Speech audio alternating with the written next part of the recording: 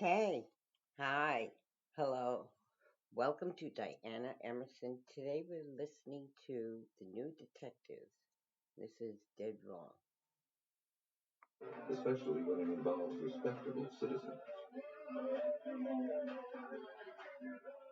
In New Orleans, a town not easily shocked, investigators found themselves in the middle of a scandal that made the Big Easy a little queasy.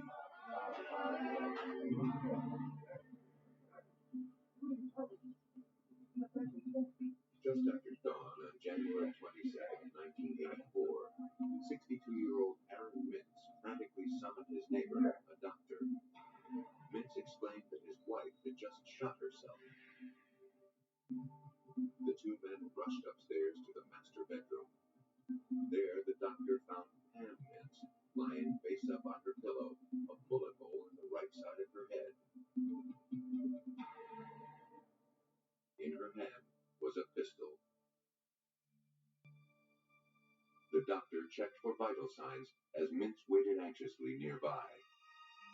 Solemnly, the doctor informed Aaron Mintz that Pam Mintz, the woman he'd been married to for 33 years, was dead. The doctor called the police to notify them of the suicide.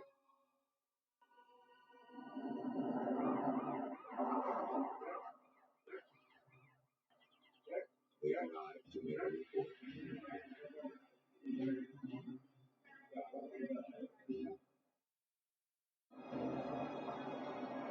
Detective John Dillman led the investigation.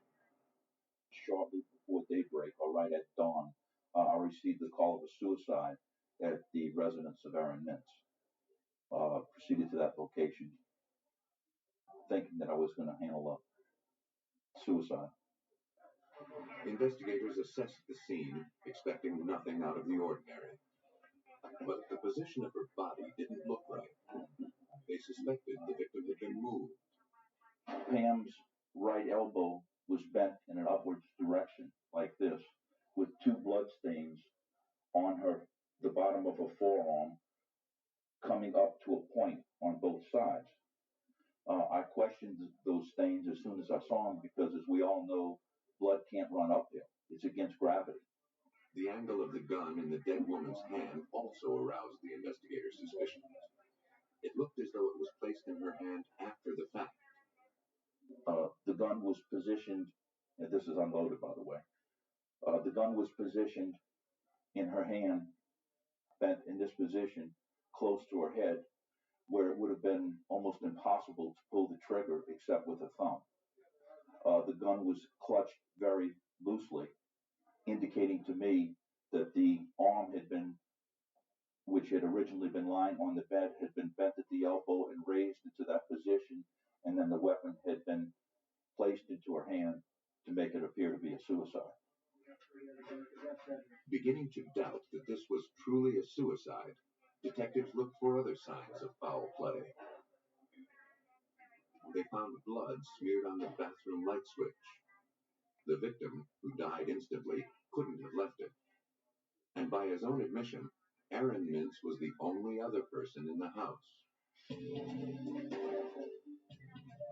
But even that discovery paled in comparison to what detectives discovered next. In another bedroom, they found a pillow with a bullet hole in it. On one side were powder burns. The other side was flecked with blood.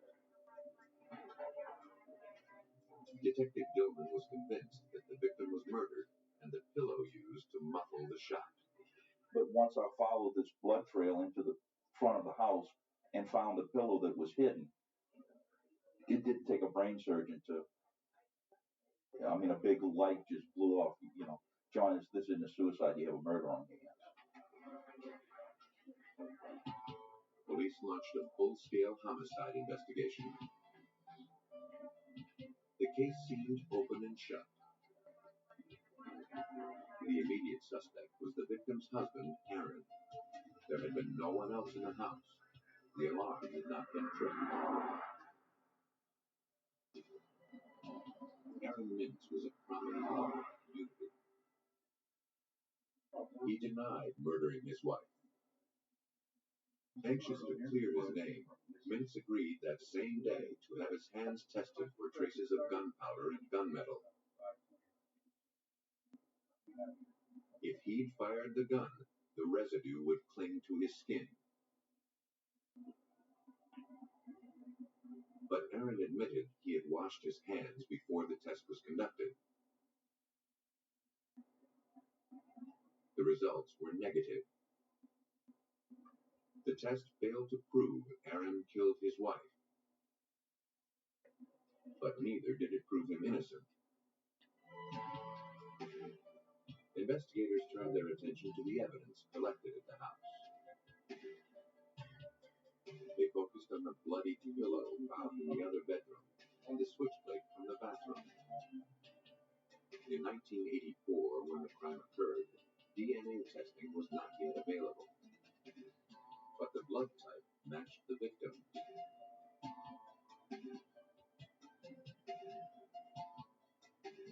Blood smears on the front and sleeve of Aaron's bathrobe also matched. Police theorized that blood got on the robe when Aaron rearranged the body. His sleeve probably touched the light switch when he went to wash his hands. So I see you downstairs. You relaxed, watched a little TV, and fell asleep? Yes. And what happened then? It didn't take much digging for police to determine a possible motive. They learned that Mintz was having an affair with a young woman named Lois Porsche. Pam Mintz found out about her husband's infidelity 2 weeks before her death. She angrily confronted Aaron. She wouldn't let him go without a fight. She didn't want him embarrassing her in public.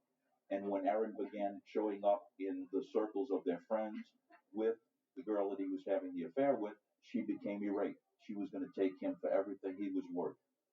And he knew it. Investigators suspected that Aaron killed Pam so he could be free of the marriage without losing his fortune. According to their scenario, Aaron had gone to his wife's bedroom after she'd fallen asleep.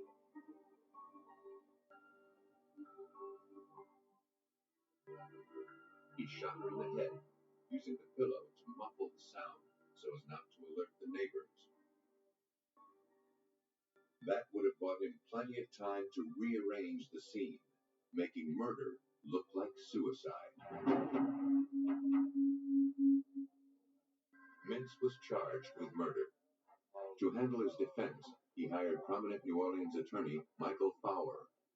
Like most of those who knew the accused, Fauer was surprised by his arrest. I would found it most unlikely, um, that he would have been a subject of a homicide investigation. But by the same token, I didn't know that he was having an affair.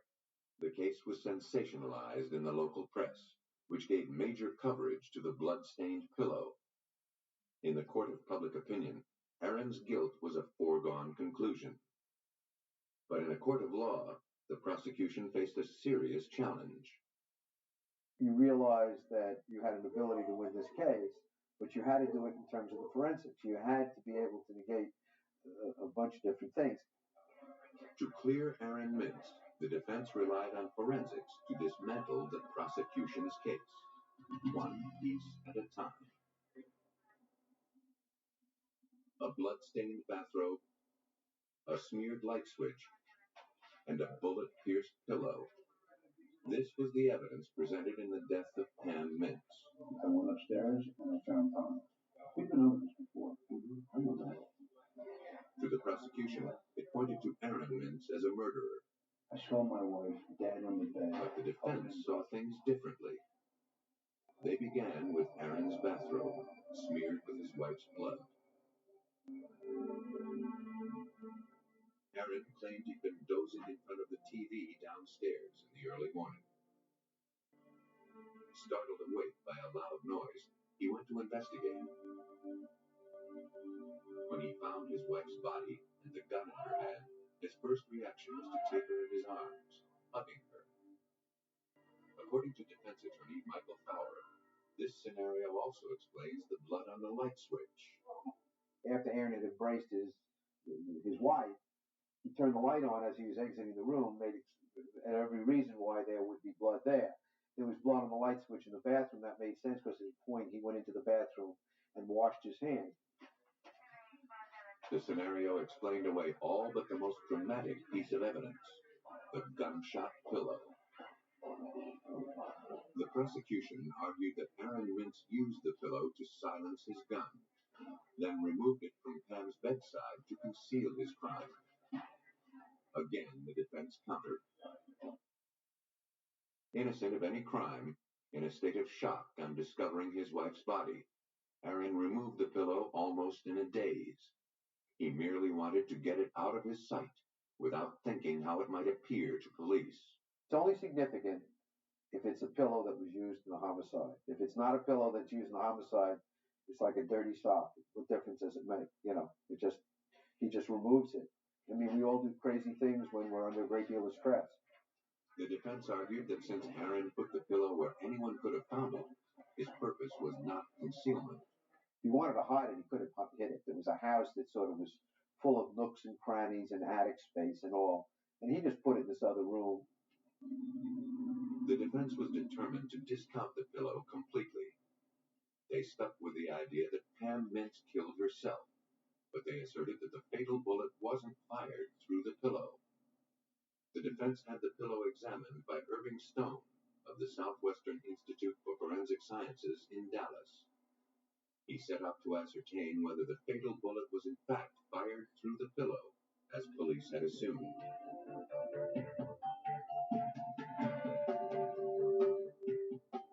Using a weapon of the same caliber as the gun that killed Pam Mintz, Stone conducted tests to simulate what would happen if a gun were fired through a pillow into a human head.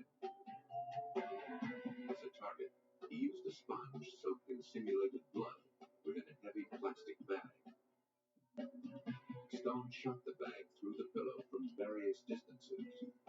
He demonstrated that if a pillow had been used to muffle the fatal shot, a great deal more of the victim's blood would have ended up on the pillowcase. What would have happened as the bullet passed through the pillow into the head, with the pillow being 6 to 10 inches from the head, then there would have been backspatter of blood that would have spattered back on the reverse side of the pillow. Well, there was none of this there. The blood on the pillow at the crime scene was hardly noticeable. By contrast, in the laboratory, blood was spattered and stained over a wide area. Stone also showed that a bullet fired through a pillow would have left fragments of the pillow behind. You expect to find cloth, fibers, some other type of polymeric fill material at or around the wound, and actually into the wound itself. I've seen where cloth fragments have been caught by the bullet and just carried right into the wound. There were no reports of pillow fragments on the bed where the victim was found. Likewise, the coroner found no traces of the pillow in the wound. For Stone, there was only one conclusion. The fatal bullet was not fired through the pillow. But an only question remained. What was the pillow doing there in the first place? So on the one hand, we had no obligation to explain the pillow. Once we were able to explain it was not used in murder, homicide. On the other hand, it was there, and we had to deal with it. The prosecution had portrayed the victim as a wronged woman, murdered so her husband could pursue his affair. But the defense painted an entirely different picture. They portrayed Pam Mintz as a vindictive woman with a long history of emotional distress. Her husband's betrayal had been too much to bear, the defense asserted. She plotted the ultimate revenge. She would kill herself, but in the process, she'd frame her husband for murder. The gunshot pillow would play a starring role. The Mintz's housekeeper testified that she'd seen the victim leaving the house the day before she died, carrying what appeared to be a pillow along with the dry cleaning. Earlier in the day, she'd seen seen a gun lying on Mrs. Mintz's bed. The defense suggested to the jury that Pam, out for revenge, fired a bullet through the pillow herself. Then she left it at her bedside as she prepared to end her life, knowing that it would appear that her husband had killed her. But there was no way to prove the victim had fired a pistol the day of her death. The police had made no attempt to test her hands for traces of gunpowder. Fowler believes this was a critical mistake.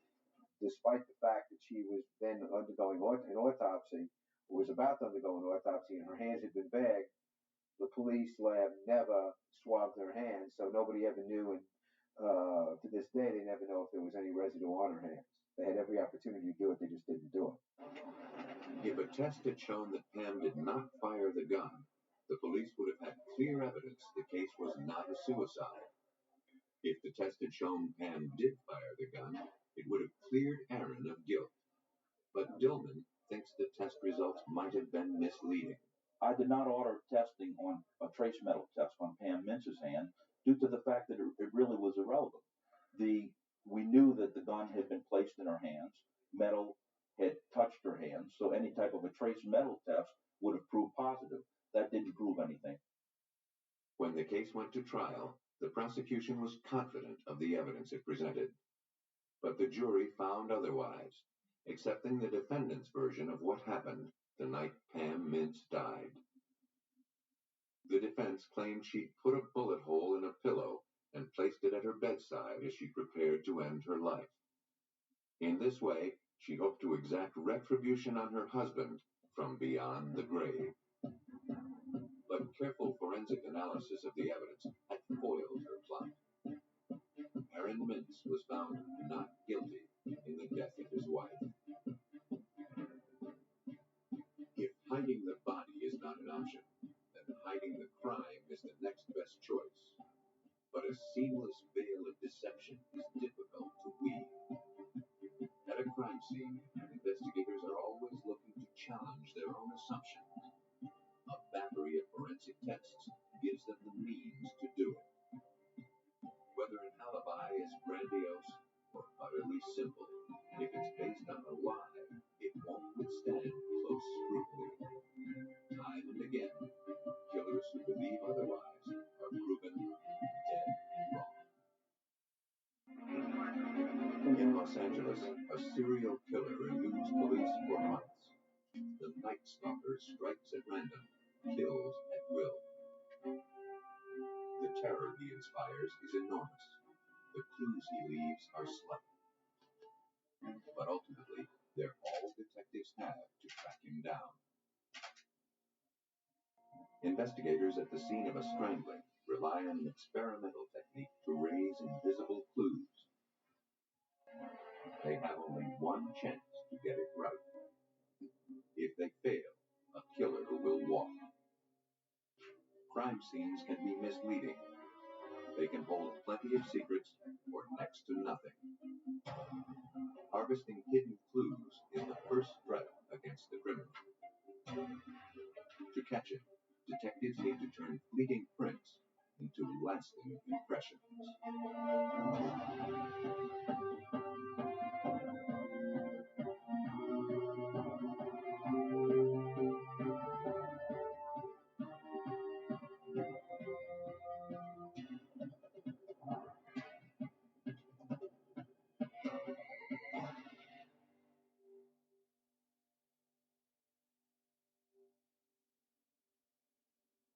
Despite their working familiarity with death, Los Angeles homicide investigators were chilled by the scene they encountered in the affluent community of Whittier on March 29, 1985.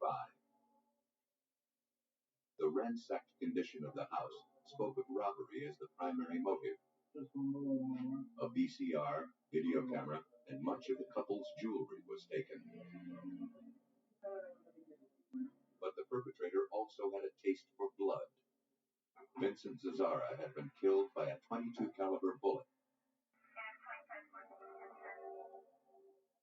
His wife Maxine was shot in the head and mutilated. The forensics team went to work. but wouldn't find many clues. Though the killer had plundered the home with reckless abandon, he had taken care to protect his identity. Technicians dusting for fingerprints determined that the intruder had worn gloves. Whoever had committed these murders left few traces behind. The bullet slugs were too damaged to be of use. After hours of scouring the home for clues, detectives came up empty-handed. The killer, it appeared, had gotten away clean. But he hadn't covered all his tracks. Beneath an open window, detectives located his point of entry. Distinct footprints marked the soil. One of the two prints belonged to the homeowner, Vincent Zazzara. The other appeared to be the footwork of his killer. Technicians sprayed the print with a fixative, then poured plaster into the indentation. The shoe print was lifted from the ground and sent for analysis.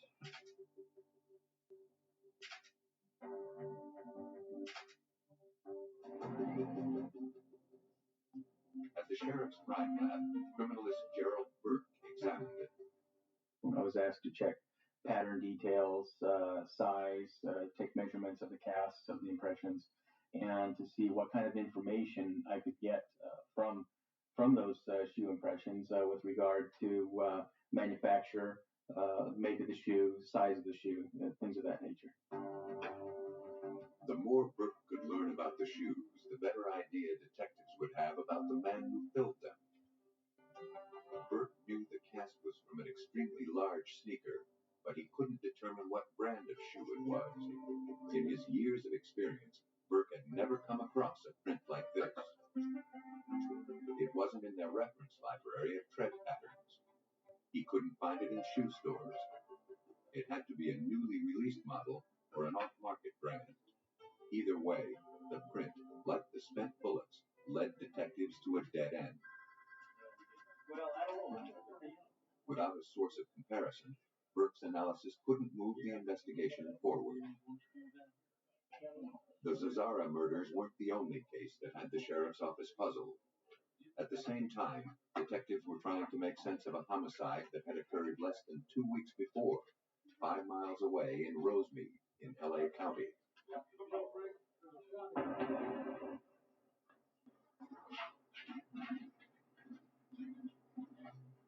Maria Hernandez arrived home late one night and came face to face with the barrel of a .22.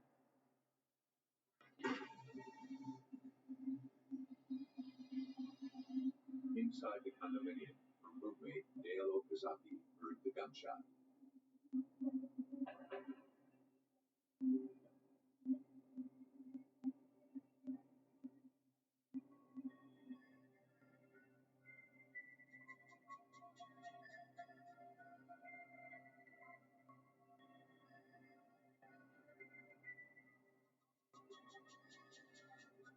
She died almost instantly.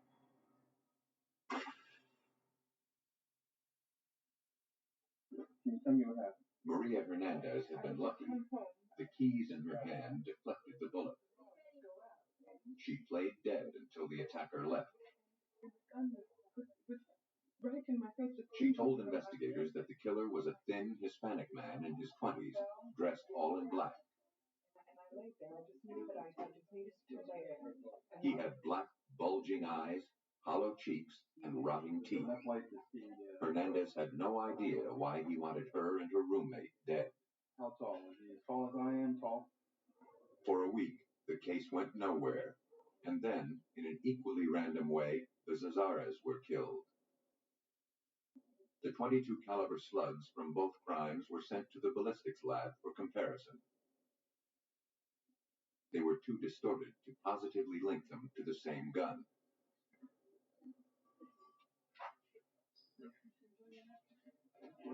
Even so, Detective Gil Carrillo of the Los Angeles County Sheriff's Office drew a connection between the homicides.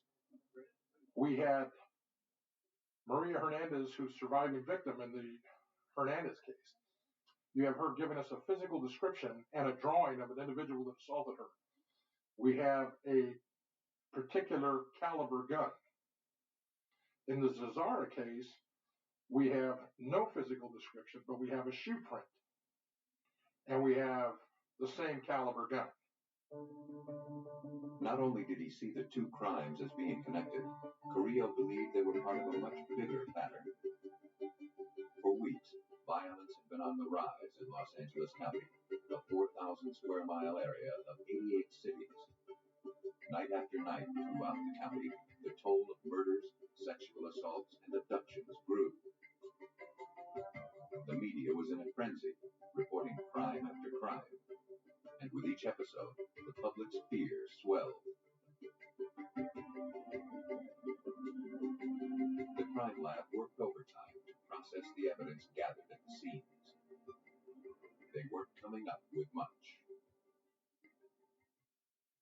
Carrillo looked for a common thread in the spree of violence. Based on crime reports and conversations with witnesses, he forged a radical theory. His colleagues saw the crimes as LA's growing trend of violence. While they assumed that the crimes had several perpetrators, Carrillo believed they were all the work of a single man. But Carrillo was new to the homicide department. None of his colleagues bought his theory. Apart from the grotesque violence of the crimes, there was no common denominator to suggest they were committed by one man. The rookie's instinct defied conventional wisdom. The sheriff's department wouldn't entertain the idea of a serial killer until Carrillo could base his suspicion on fact. And until you had enough physical evidence or conclusive evidence, it's difficult to sell everybody that one man was committing all the crimes that had been committed up until that time. Before he could prove his theory, Carrillo needed a more definitive pattern to emerge. He wouldn't have to wait long.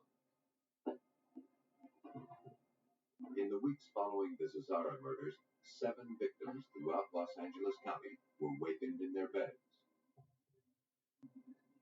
Women were bound with handcuffs, thumb cuffs, or electrical cords before being sexually assaulted. Houses were turned upside down, valuables stolen. Suburban bedrooms were now the most dangerous place in Los Angeles. Everyone was sleeping lightly.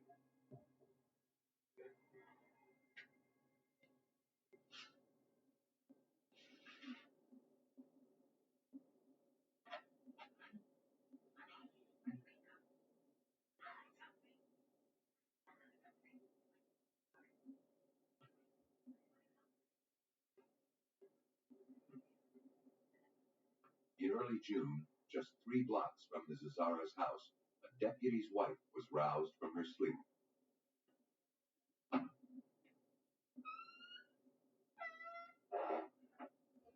She thought she heard a window opening. Someone was in the house.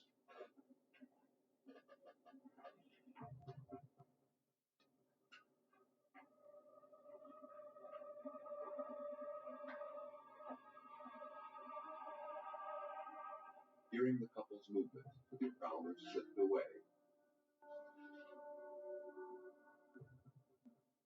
The deputy called the sheriff's department.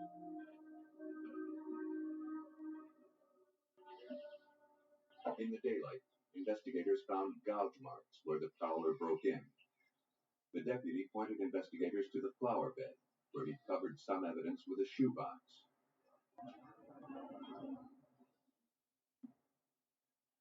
Beneath it was the imprint of a large athletic shoe. The waffle pattern was familiar. It looked just like the tread found outside the Zazzara's house. It was the brick detectives had been waiting for.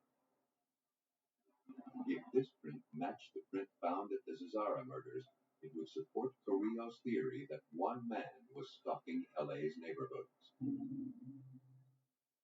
But if that were true, it meant that one lone killer had managed for 1 year to defy LA's best and brightest.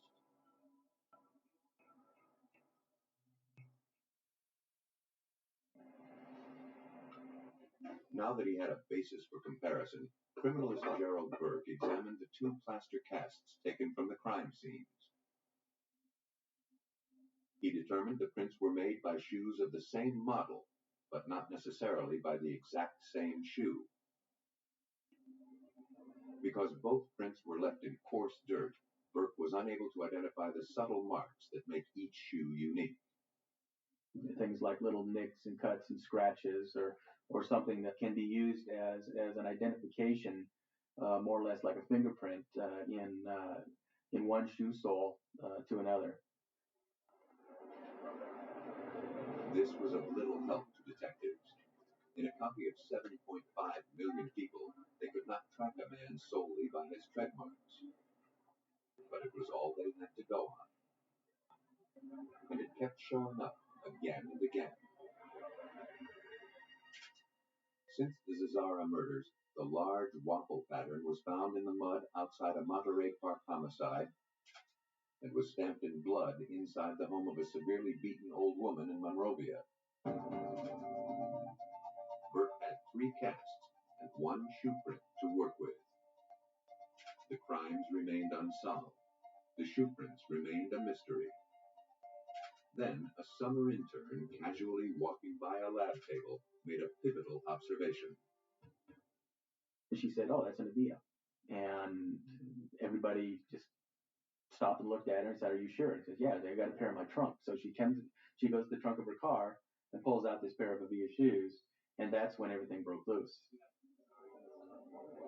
Avia was a new brand, explaining why the department had no information on them. In order to learn everything they could about this shoe, investigators went to Avia headquarters in Portland, Oregon. The company's designer identified the model number of the shoe that made the print. Burke pressed for more information. I asked him to be a little bit more specific. He said that he actually designed that shoe, and that he had a patent on that particular shoe sole design, and that there were no other patterns that were close. The pattern was from an aerobic shoe that had only been on the market for 4 months. Only 1,300 pairs had been manufactured. Avia provided Burke with a number of soles from the factory so that he could accurately determine the size of the shoe that left the print. The rate of motion and the texture of the ground can greatly distort the impression. The only way to size the shoe was to compare tread patterns. The pattern details on the sole increase as the shoe size increases. Down here in the bottom of the shoe, actually the mid portion of the shoe, you see that there are a number of chevrons, and these chevrons actually increase in number with the increasing shoe size. And the plaster casts, although they weren't good enough quality to record the Avia logo, they were good enough quality to allow me to count these pattern elements, these pattern details. After counting the lines on the plaster casts, Burke was able to identify every cast he had as coming from a size 11.5 shoe. When he examined the marketing material from the manufacturer, he realized what a crucial discovery he'd made. Of the 1,300 pairs of this model manufactured, only 6 had been shipped to Los Angeles. Of those 6, only 1 was an 11.5. Only a handful of men in the country owned size 11.5 Avias. Carrillo's improbable theory of a single killer was now glaringly real. When you start throwing the odds of more than one person wearing that particular model and size of shoe, it becomes, narrows it down quite a bit. Not more than one person is committing the crime. So you have physical descriptions coupled with physical shoe prints. You've got, that's a neon sign saying, "Come get me." That's one man.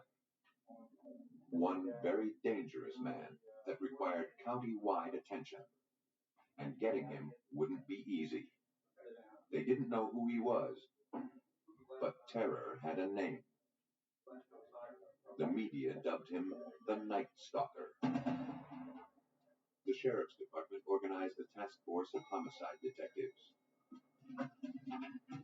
Carrillo teamed up with Frank Salerno.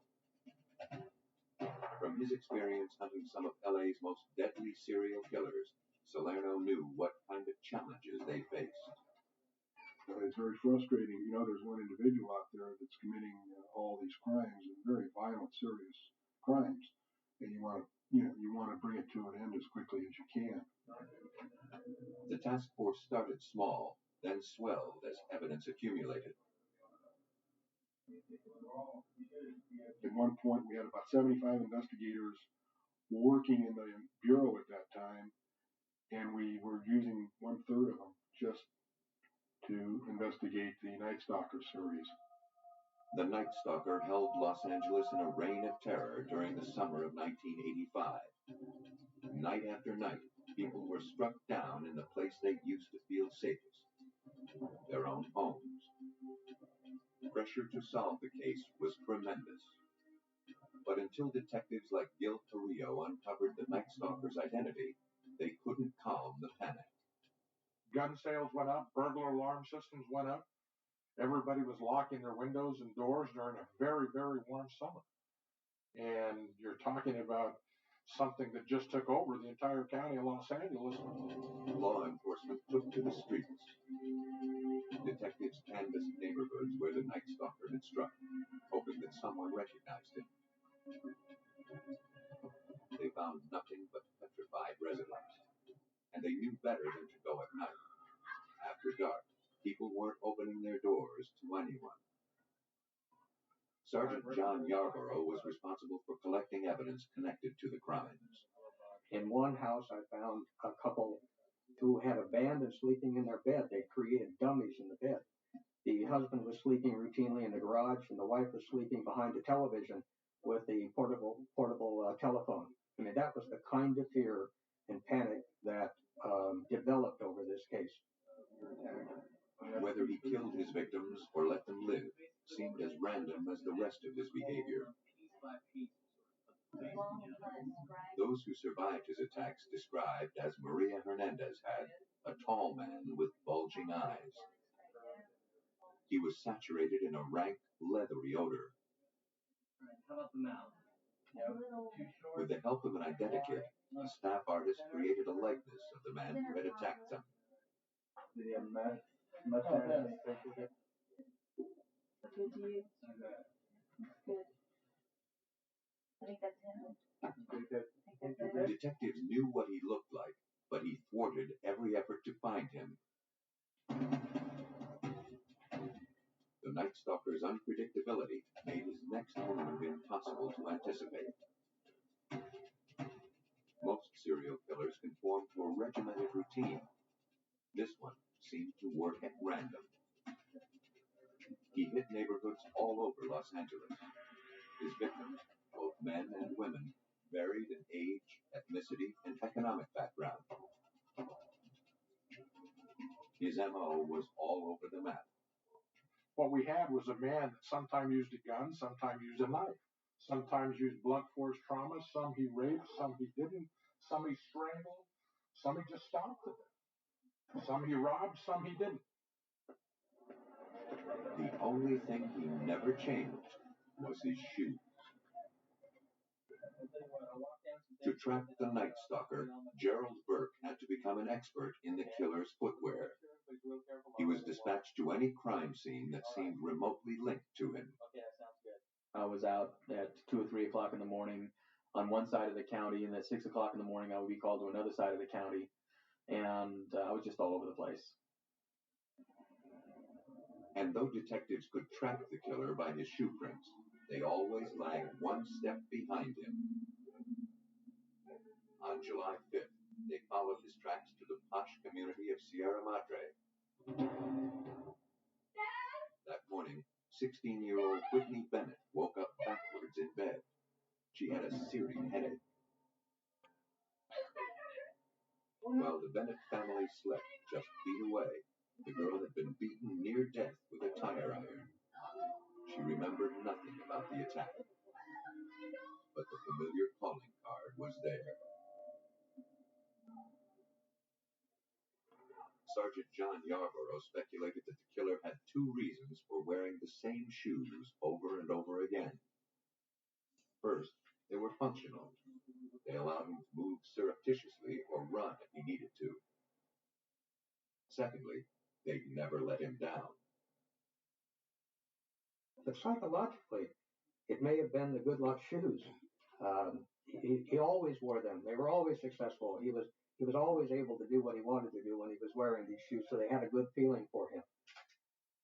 The brutality of the crimes advertised the killer's lack of remorse and his delight in causing death. I would say that he's a very good example of the predator-type offender who clearly just does not care about the victims that he comes in contact with. And he achieves a degree of thrill from it that motivates him. Now, is he intelligent and cunning and clever? Well, he was certainly clever enough. The Night Stalker was crazy like a fox and just as hard to corner. The task force wasn't enough. If detectives were going to capture this serial killer, they needed to spread out. Investigators made a videotape for LA County's 63 police departments. On the tape, Carrillo detailed the evidence gathered from the crime scenes. The suspect was a young Hispanic male who always wore a Vias. An expert cat burglar, it was impossible to tell if his primary motive was killing or robbery. As the body count grew, a few patterns emerged. He seemed to target yellow or beige houses. He sometimes drew pentagrams at the crime scene. But this information brought detectives no closer to identifying the horrible face that haunted Southern California.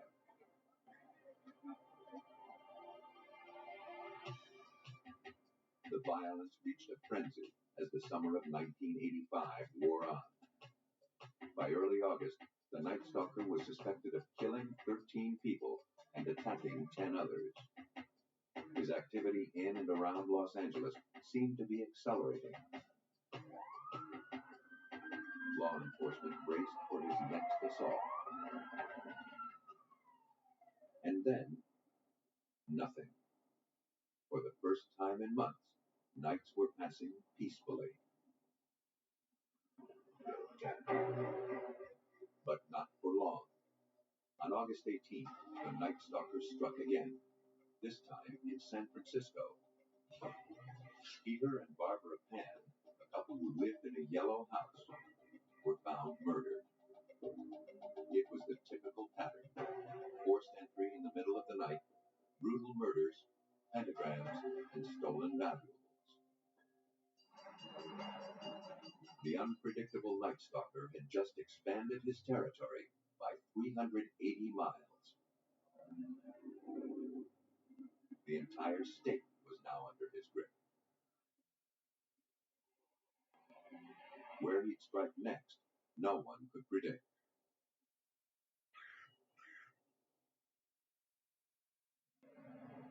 San Francisco Mayor Dianne Feinstein called a press conference to calm the citywide hysteria. But she divulged sensitive forensic information detailing the sneakers and the ballistics findings. Detectives believed the Night Stalker was following his case in the media. All along, he had enjoyed toying with law enforcement. Now that he knew exactly what they had on him, the advantage was his. He was likely to change his M.O., and he was sure to discard his signature footwear. But a few good things came out of the media hype. San Francisco newspapers publicized the items of jewelry stolen from the Pans.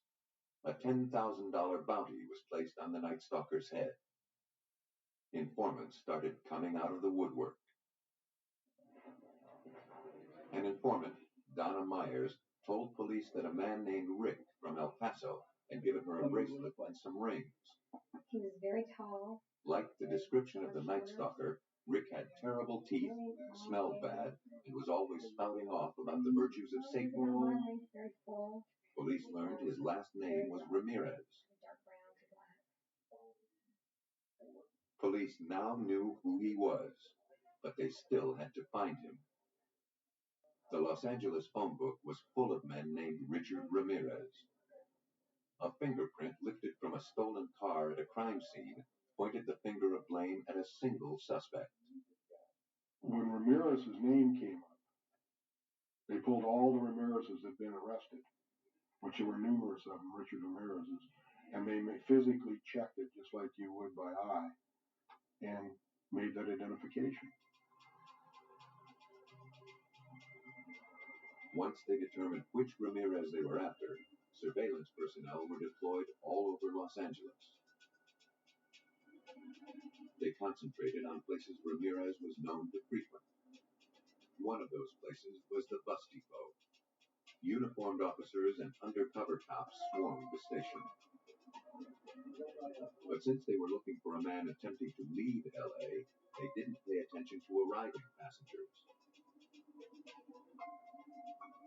Ramirez, returning from Tucson, spotted the undercover officers before they saw him.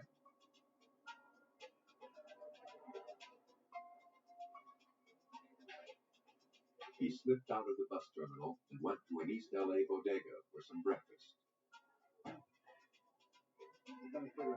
He quickly realized that he was the center of attention. El Matador, they whispered, the killer. Police were called. The chase was on. Ramirez ran for his life along the 5 freeway. He ran like a gazelle. He literally ran at a full sprint, probably a good 2-3 miles. Kept going, went over 10-foot sound walls, crossed 8 lanes of the 5 freeway right here. The fugitive made his way into a residential neighborhood of East L.A. He saw his only way out, but it wouldn't take him far.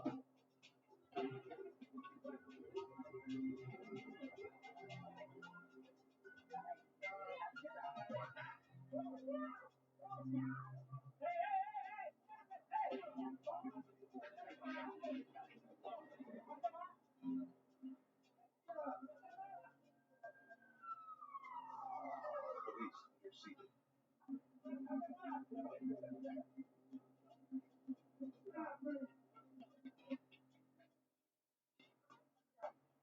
The man they protected from attack was the man they'd been hunting for months. Their prime suspect, Richard Ramirez.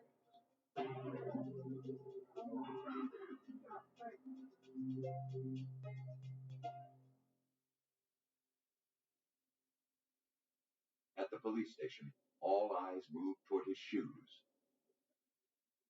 They weren't Avia's. The Night Stalker was too clever to wear those again. But they were size 11 and a half. It seemed they had their man, but they didn't have his shoes. As always, it appeared the Night Stalker remained one step ahead of them.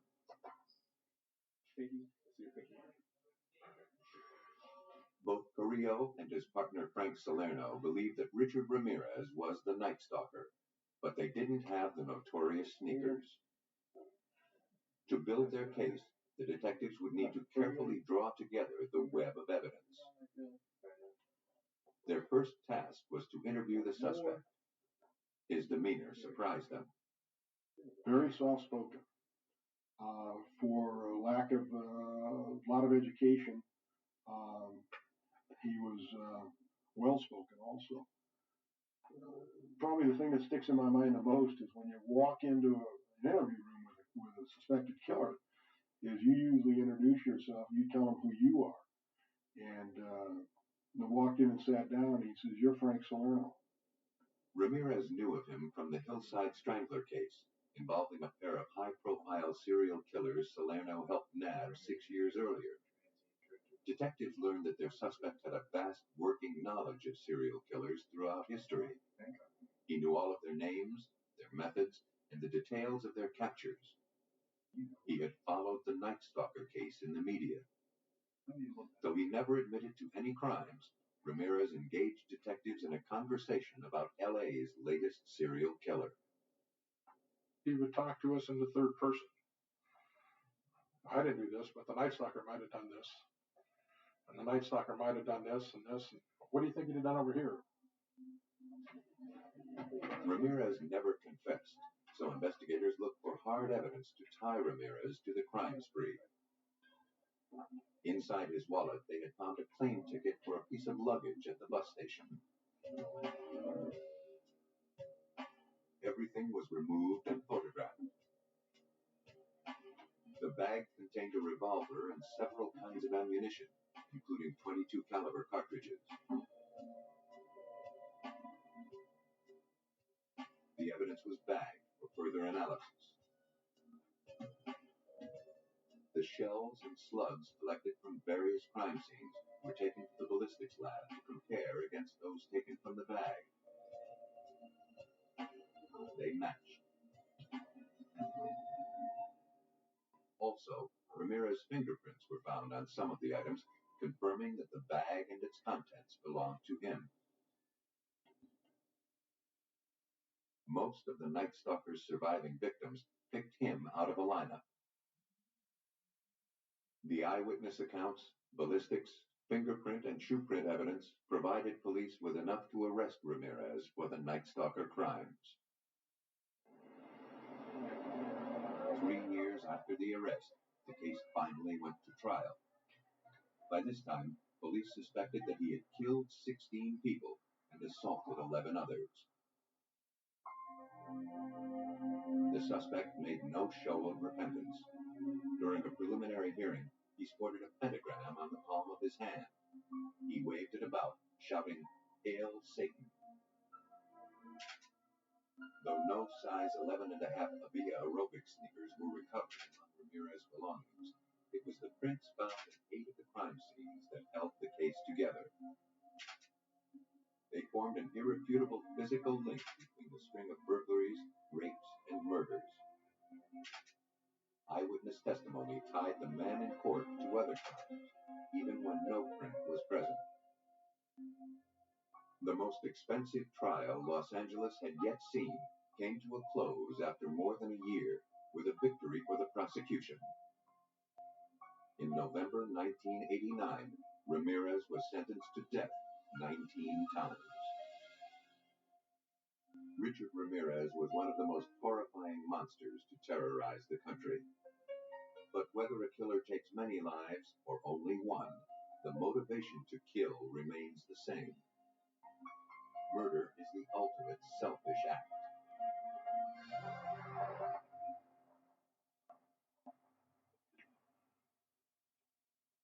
On September 2nd, 1990, in Des Moines, Iowa, William Helm and his brother stopped by the home of his estranged wife to pick up some tools.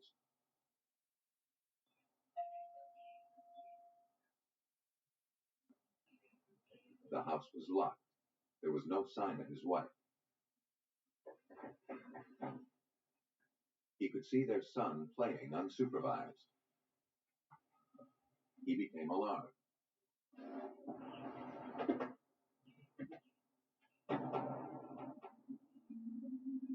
Susan? Susan? Susan? Susan!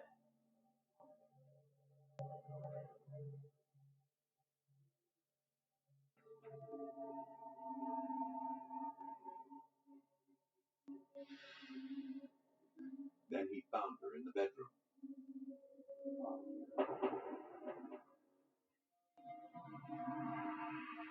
Helm called the police.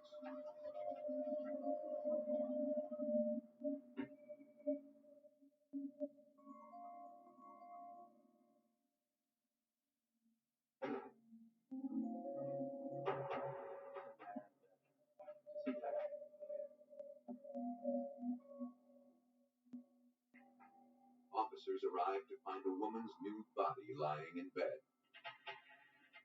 A blanket was pulled up to her chin.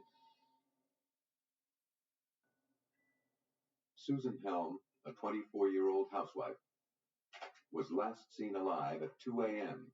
when neighbors picked up a child she'd been babysitting.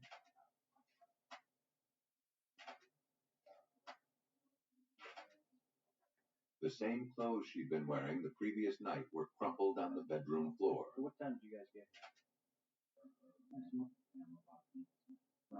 Police asked William Helm about his relationship with his wife.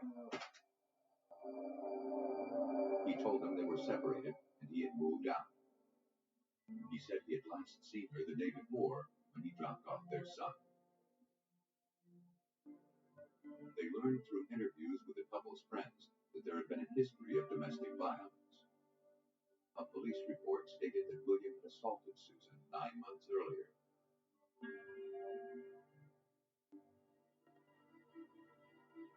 Nothing in the house seemed out of place. There were no signs of a struggle, no indication of burglary.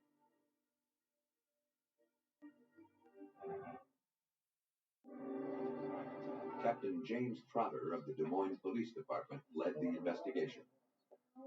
We have a routine that we go through on all crime scenes, particularly indoor crime scenes, and we start from the outside, work towards the center to preserve as much of the evidence and photograph it as we possibly can. The forensics team methodically combed the house in search of the smallest clue as to what took place. Though the victim was nude, they found no evidence of sexual assault. Technicians couldn't find hair, fingerprints, or blood samples to link the killer to his crime.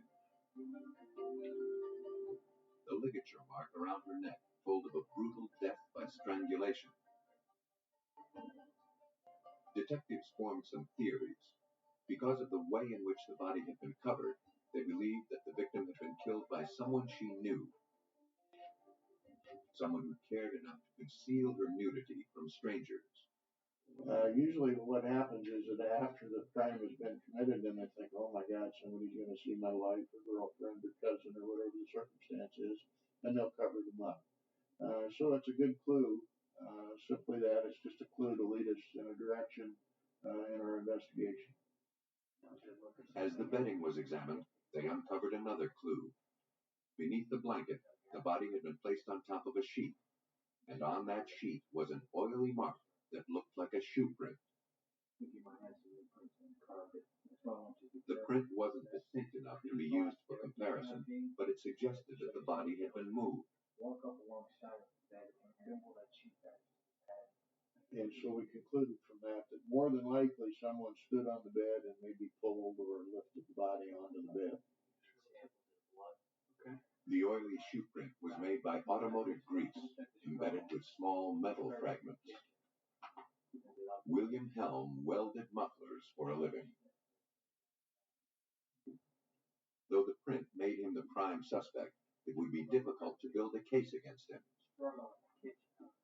The physical evidence, it seemed, would only prove something he'd already admitted, that he'd entered the home, gone into the bedroom, and found the body. Helm was brought to the police station to make an official statement. Investigators tried to pin him down about any physical contact he may have had with the victim's body when he found her. Helm claimed that he hadn't moved the bedding at all. He'd only used his fingertips to check her pulse at the wrist and neck. And so it was critical that we have some physical evidence, otherwise we were only going to have a circumstantial case and probably not anything that we could arrest anybody for. Detectives hoped that the body would disclose the secrets that the rest of the house had been hiding. More than a shooting or stabbing, strangulation requires close contact with the victim. Surely the killer left something behind. Detectives used an alternative light source to search for hair or fibers. Again, they found nothing. unless a substantial clue surfaced soon, there would be no way to catch this killer.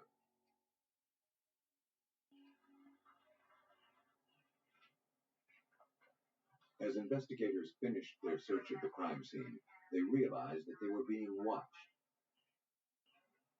After leaving the police station, Helm had returned to the scene of the crime. He pulled a lawn chair out of his car and set up an observation post on the neighbor's lawn. Peculiar behavior for someone who just lost his spouse. That type of interest is usually to spectators who don't know these people, and normally the family is somewhere else consoling one another. You never touched your wife. You went direct. Helm's detached interest in the case fueled detective suspicions. Never touched your wife. They asked him to come to the station for another interview. You want to know why? After almost 2 hours of questioning, police obtained enough information to get a warrant to collect samples of his hair, saliva, blood, and handprints. In order to prove that Helm had killed his wife, police would have to find evidence that he was the one who moved the body.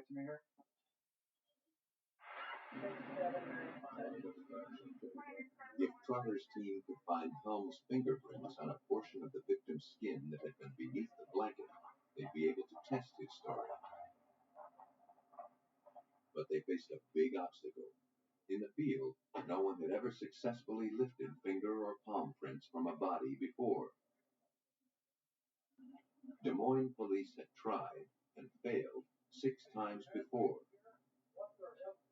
At a crime scene, it is difficult to control the variables required for success.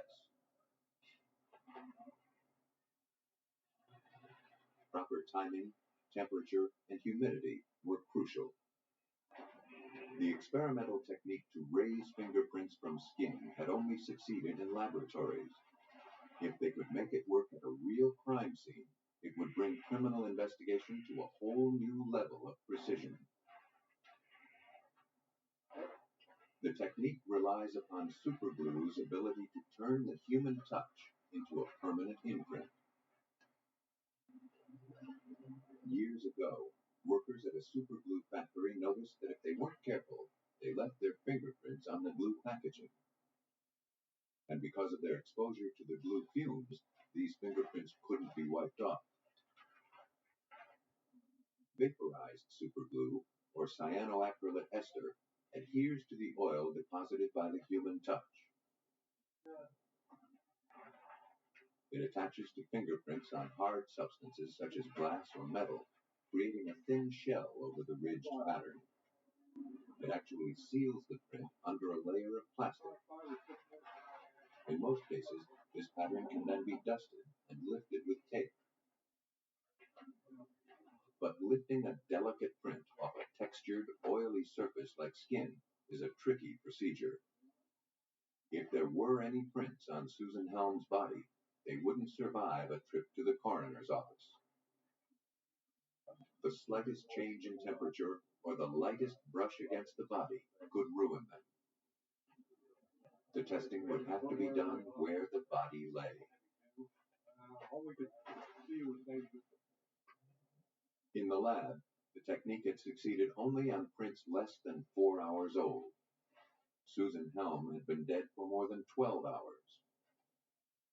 But it was the only hope police had of tying the murderer to the crime. The first step was to build a tent around the victim. A plastic drop cloth was wrapped around the frame and secured. Temperature within the tent must be increased to speed the evaporation of the glue. In the field, it's difficult to control. Liquid superglue was placed in aluminum dishes and set on burners inside the tent. The glue was heated for 10 minutes until fumes filled the structure. Technicians allowed 30 minutes for the glue to set. After the fumes settled, technicians moved in. Whatever lay beneath the plastic would make or break the case. If they could find a good quality print, they might be able to catch a killer. But if history were any guide, they'd find only a degraded print, or none at all. And that meant a killer would walk. The plastic was peeled back from the body. Technicians searched for the ridges of a human fingerprint with a halogen flashlight. Shining the light at an angle helps the print stand out. Passing over the lower portion of the victim's abdomen, the light revealed a pattern. It wasn't a fingerprint. It was larger and more distinct than they could have imagined. The print from practically an entire hand. The potential proof was there for the investigators to see. But success still seemed just beyond their grasp. For the first time in forensic history, scientists had been able to coax a latent print from a human body outside of the laboratory.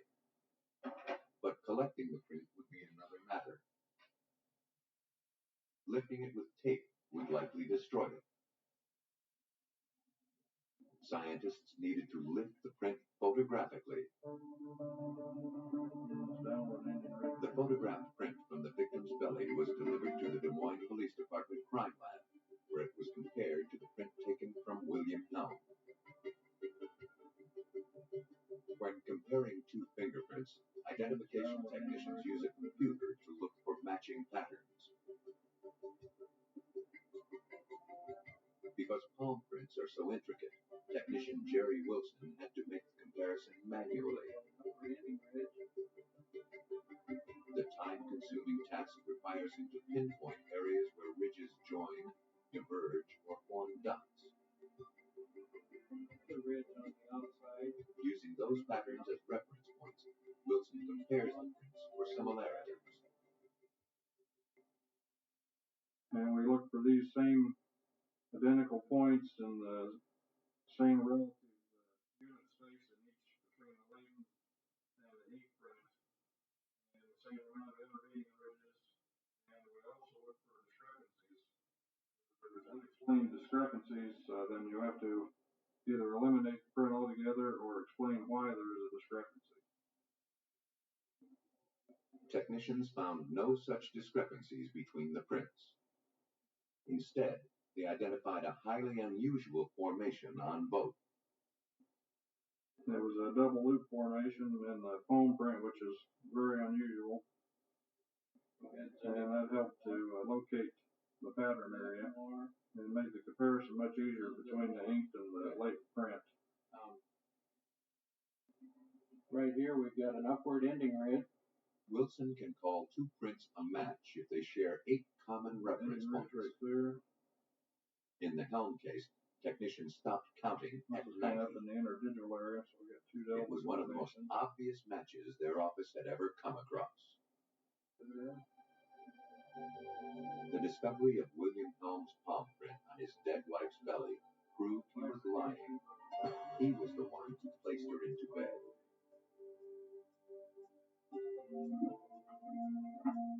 It seemed police had caught the killer with a drop of glue. But to make a conviction stick, they needed to connect him directly to the murderous act. The victim wasn't strangled with bare hands. The killer had used a length of wire. Police had enough evidence to obtain a search warrant for Helm's apartment. There, they found the final piece of the puzzle. The garrote, a piano wire stretched between 2 wooden handles, has only one purpose: strangulation. Though tests in the lab showed no trace evidence on the wire, its gauge was consistent with the marks on the victim's neck.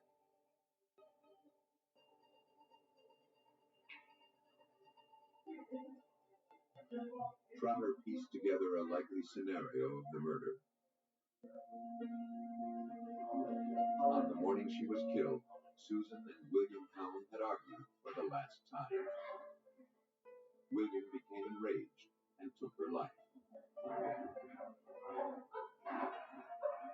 He tried to cover his deed with a blanket, but the persistence and methodical attention to detail of the Des Moines Police Department produced the clue that marked him as a killer. William Helm was convicted of first-degree murder in the strangling death of his wife. He was sentenced to life in prison without parole. The forensic evidence in this case was extremely important because of the lack of witnesses and blood and all those other kinds of things that you could typically use to prove your case. So the fingerprint, or the palm print in this case, was the turning point for us. By making sense of obscure prints, forensic scientists helped expose the crimes of Richard Ramirez and William Helm.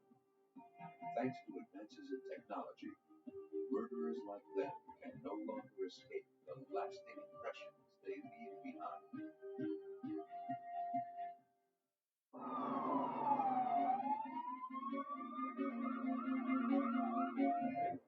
A National Guardsman is shot while he sleeps.